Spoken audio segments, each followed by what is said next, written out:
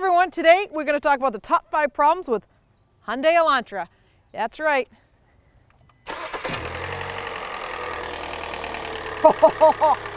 Guess what number 1's going to be? Yeah.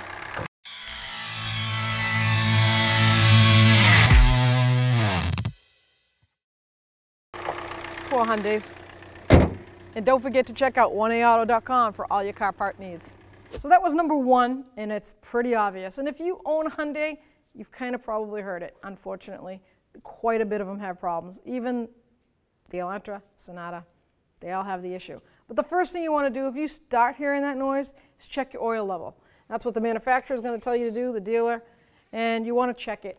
And you want to have records of your oil changes, because that is going to determine whether they're going to give you that beautiful free engine and recall. So this is overfull. This car is overfull. It's been sitting for over a couple of hours, and unfortunately that's not a good thing either. It's not going to cause any massive engine damage, but when it's full, it's overfull, and the oil has no place to go. You'll end up blowing seals, and that, you don't want that, because then you have leaky oil, and now you're always going to be low on oil. But Hyundai is notorious for that engine tick, and it's not upper end. It sounds like it. Everyone's like, oh, it sounds like your lifters. Unfortunately, it's not. It's actually what Hyundai has come down to, actually piston slap, and it's in the actual block.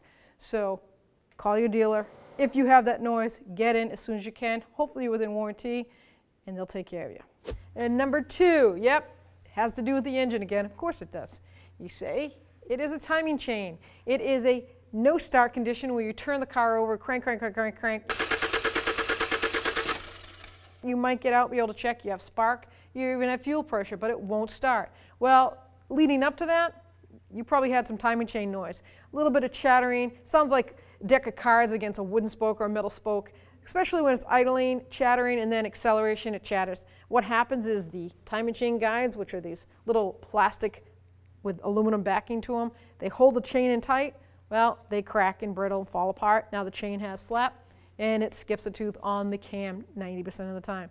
So you get in, crank it, just keeps cranking over, will not start. You actually possibly could have 2 codes with that too. That would be a P0340 or a P0016. If you got those 2 codes with it, yeah, your timing chain probably jumped, and now you got to evaluate whether it's worth doing. Number 3 is steering wheel. Do you feel your steering wheel loose? Like, Hyundai is notorious for this. You can watch this go back and forth. Like, I'm not talking an 1/8 of an inch. I'm talking like quite a bit of free play, almost like you're riding on ice. But the steering wheel is moving, but the wheels are not moving. I actually did a video on this probably about 2 years ago. You can look in the archives and find it on 1aauto. And I tear it apart and I show you this rubber spacer they put in there, and they call it a steering coupler, and it's made of rubber. It looks like a star. And it just shreds to pieces. Now all that space is in there. It's pretty unsafe, but as you can watch the video, you can see how easy it is to fix. Okay, number 4. Yeah, we're back inside the car.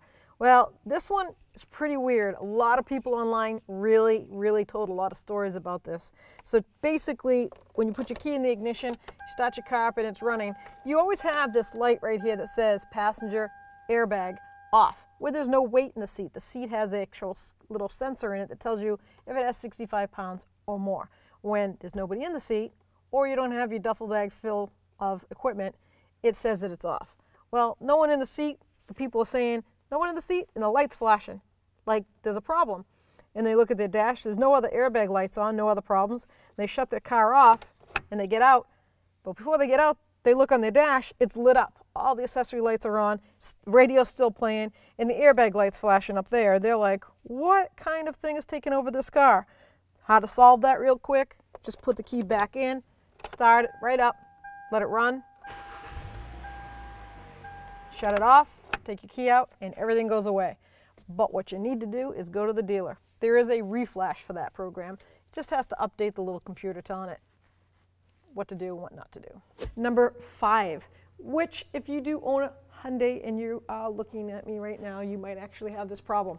Alternator light and alternator light comes on, and you replace the alternator.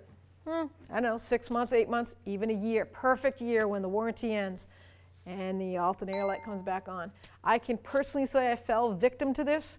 I know of a Hyundai that's in my family realm, and I have put like 4 alternators in this thing. So that about wraps it up for the top 5 problems with a 5th generation Hyundai Elantra. Don't forget, if you're not a subscriber, please subscribe and ring that bell, because that turns on all the notifications so you won't miss a future video. I gotta get this thing parked before this engine seizes. I want to see if I can do. Did you ever see that guy do this? How they do this on. I don't know how they do. They go like number 5. Then they, I don't know. It's number 5 is an alternator. Now, when I was like this, I went like this, I went.